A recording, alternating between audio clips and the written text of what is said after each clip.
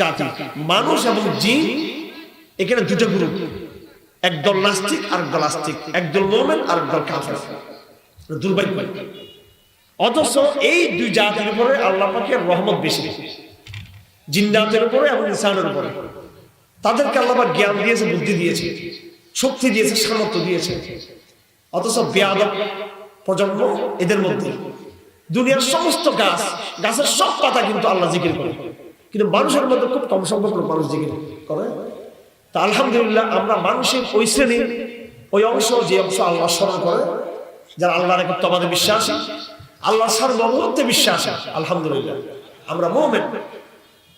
শুধু আমরা মুমিন না, আমরা আখেরি নবীর উম্মত হিসেবে ঈমানের পরে আরেকটা বাড়তি দায়িত্ব আমাদেরকে দেওয়া হয়েছে, যেটা অন্য নবীদের উম্মতের উপরে সে বাড়তি দায়িত্ব ছিল না।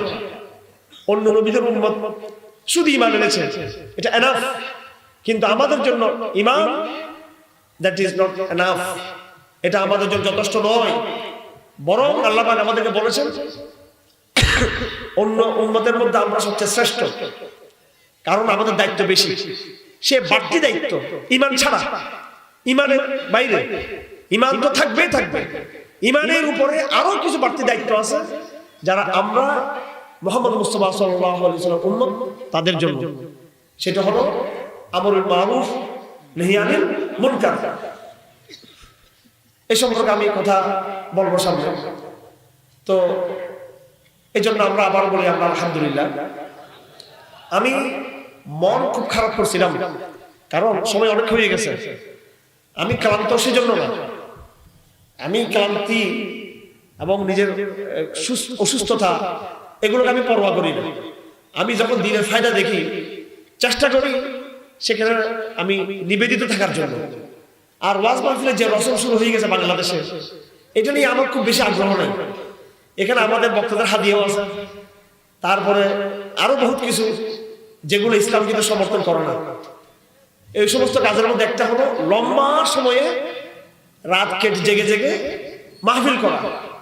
আমি প্রত্যেকটা মাহফিলে বলা শুরু করেছি এই কথা যে শীতকালের মাহফিলগুলোর প্যান্ডেলে যেই পরিমাণ লোক ওয়াজ শোনার জন্য সমবেত হয়, সেই পরিমাণ লোক মসজিদের ছাদের তলে 5 ওয়াক্ত নামাজের জন্য জমায়েত হয় কিনা। এখন আপনারা ঠিকও বলবেন না, আর চিৎকারও দিবেন না, স্লোগানও দিবেন না, কাঁদবেন না, হাসবেন না। কারণ যে সমস্ত বক্তা কাঁদায়, হাসায়, ঠিক বলায়, আমি ওটা না। আমার ভাইয়েরা, স্পষ্ট ভাষায় আগেও বলেছি, আবার আপনাদেরকে আমি বলে দিতে আসছি, আপনারা আমাদেরকে আগামীতে মাহফিলে ডাকেন বা না ডাকেন, সমগ্র বাংলাদেশের টেকটাপ থেকে তেতুলিয়া সমস্ত বক্তাদের উদ্দেশ্যে আমি হুঁশিয়ারি উচ্চারণ করে কথা বলতে চাই। আপনাদের উচিত যেই গর্জন আপনারা তুলতেছেন মাহফিলগুলোতে, ধন্যবাদ আপনাদেরকে, অ্যাপ্রিশিয়েট করি, সম্মান করি। আপনারা তাকবীরের ধ্বনি তুলেছেন আকাশে বাতাসে, বক্তারা আপনারা মানুষকে দিনের দিকে ডাকতেছেন, কষ্ট করতেছেন, সবর করতেছেন। আপনাদের উচিত আপনাদেরকে সাবধান করে দেওয়া, জাস্ট আপনাদেরকে সতর্ক করে দেওয়া, স্মরণ করে দেওয়া। আপনাদের উচিত হলো এই বিশাল জনগোষ্ঠী যারা আপনাদেরকে ভালোবাসে, আপনাদের কথা শোনার জন্য যেই জনপদের হাজার হাজার মানুষ, শত শত মানুষ এবং পর্দার আড়ালে অসংখ্য মায়েরা, বোনেরা সারা বছর অপেক্ষা করে, সারা বছর, যে বছরের এমন একদিন কখন আসবে যেদিন আমরা হুজুরের কথা শুনবো, কথা ঠিক কিনা? এরা আপনাদেরকে ভালোবাসে আল্লাহর জন্য, আপনাকে ভালোবাসে আপনার জন্য নয়।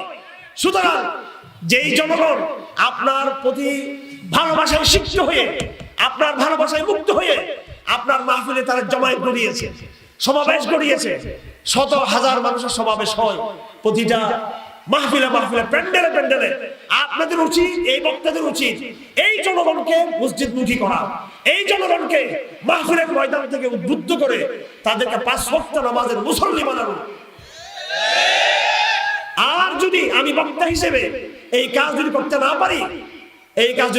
পারি, বছর পর বছর আমি ওয়াজ করলাম, মাহফিল করলাম, বক্তৃতা করলাম, কিন্তু আমি আমার এই জনগোষ্ঠীকে প্যান্ডেলের ভিতর থেকে নিয়ে মসজিদে আমি ঢুকাতে পারলাম না, আমি অভিশপ্ত বক্তা। এই বক্তৃতার কোনো ফায়দা নাই।